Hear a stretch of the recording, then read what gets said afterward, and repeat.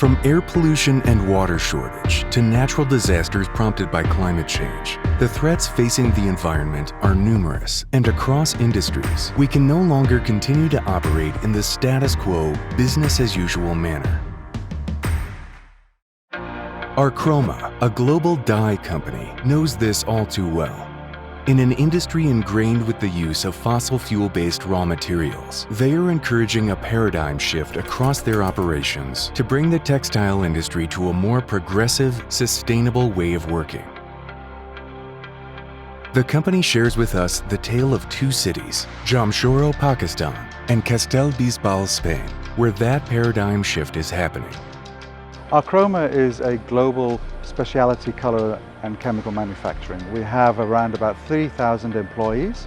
We operate in 35 countries and we have about 25 production sites. We sell into around about 110, 115 countries globally. I'm responsible for the sustainability activities. My background is in textiles, and that is one of our 3 business units. We have brand and performance textiles, we have paper and packaging, and we have coatings, adhesives and sealants. And these are the industries to which we deliver our solutions. Textiles is probably the second most polluting industry globally, and it's a very, very extensive industry. So there are very many stakeholders and also many very moving parts. And you tend to find when an industry is that complex that change can be very, very slow.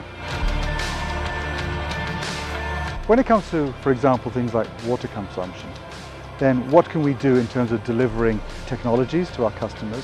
What can we do internally in terms of looking at water stewardship? We have 25 production plants.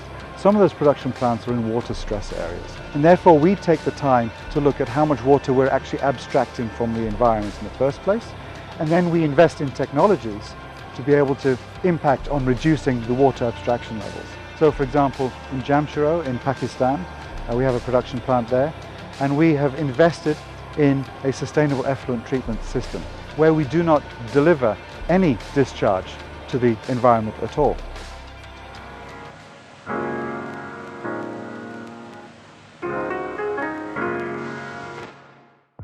Jamshoro site carries a legacy over half a century. Basically, it's a multi-purpose plant producing diversified chemistries such as dyes. The textile mills use to dye the colors and our fabrics, dyeing auxiliaries to assist the dyeing process, then the finishes to develop various effects on the fabric like a softness, anti-crease or water repellent. Pakistan is fast moving from a water-stressed area to a water scarcity area. We are situated at the bank of Indus River. We take millions of liters of water every day from the Indus River, and we can see the situation of the Indus River is depleting very, very fast. If we look at the community, it's very pity to see the women folks walking number of kilometers with a paste on their heads to find a clean water. What we do is we take water from the local Indus River, and what we do is we take that water, but we recycle 80% of it. We've invested in ultrafiltration and reverse osmosis so that we can reuse the water and then basically feed that in as a raw material. But not only that, we also, because we're in a water stress area, we also look at saying, okay, we've got a responsibility for our community. We have the ability to actually take water, clean it up to a level that it can actually is fit for human consumption. So at the same time while we're doing that, we're also delivering clean, fresh drinking water to the local community as well. It is a company that cares about the environments. It cares about the planets. It cares about the generations to come. Basically, the synthetic indigo dyes contains a component that's very toxic. It's called aniline. It comes from the essential raw materials that are used in the production of this indigo dye. This component is harmful to the workers who are working in the textile mills and also for the aquatic life. This component stays in the system. Either it is on the dye or in the waterways. We get into this indigo business 3 years back. Then we realized that because of this component aniline, it does not match with our why.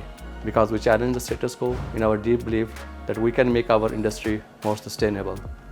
So our R&D department developed a process that helped to provide indigo without aniline.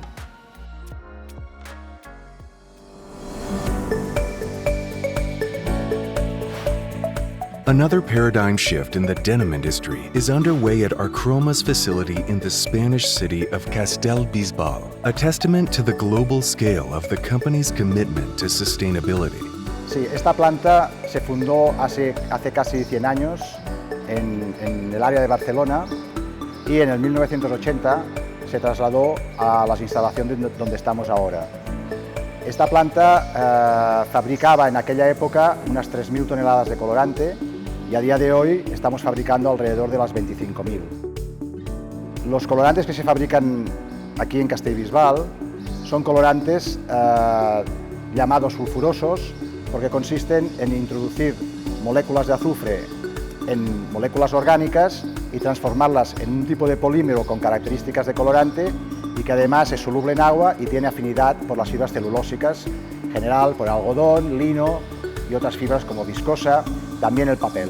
EarthColors es un proyecto que se basa en la utilización como primera materia, en lugar de productos provenientes del petróleo y sintetizados a través de toda la vía del petróleo, utilizar productos de origen natural. De hecho, son subproductos o residuos de origen natural generados por otras industrias, pueden ser industrias de alimentación, pueden ser industrias de extracto de hierbas, que una vez realizada su función primordial, que es extraer el alimento o extraer los aceites, digamos, esenciales para poder utilizarlos en industrias cosméticas o farmacéuticas, el residuo, en lugar de ser quemado, se utiliza como primera materia para la obtención de colorantes al azufre.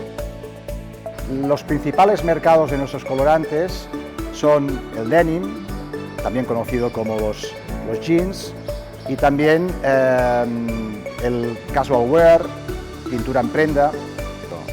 El advanced denim se basa en la mejora de los procesos de aplicación en casa de los clientes, de tal manera que les permite, utilizando la tecnología de aplicación, la química de los colorantes al azufre, les permite ahorrar recursos naturales, como puede ser el agua, energía y además generar muchos menos efluentes.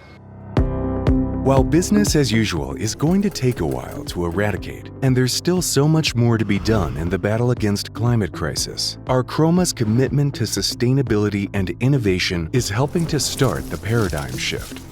The dyes and chemicals industry needs to create a better, more sustainable future for our planet. The textile industry is really dependent upon what the consumer buys or doesn't buy. If they see a store which has, for example, a t-shirt at £2.99, then I can tell you that somewhere in the manufacture of that t-shirt, someone else is paying for that low cost. Society is paying somewhere. And I'm sure if the message gets across to the consumer that they become aware of that, then I think the consumer will be quite prepared to pay for that particular t-shirt at a higher price point. And that's the message that we're trying to send.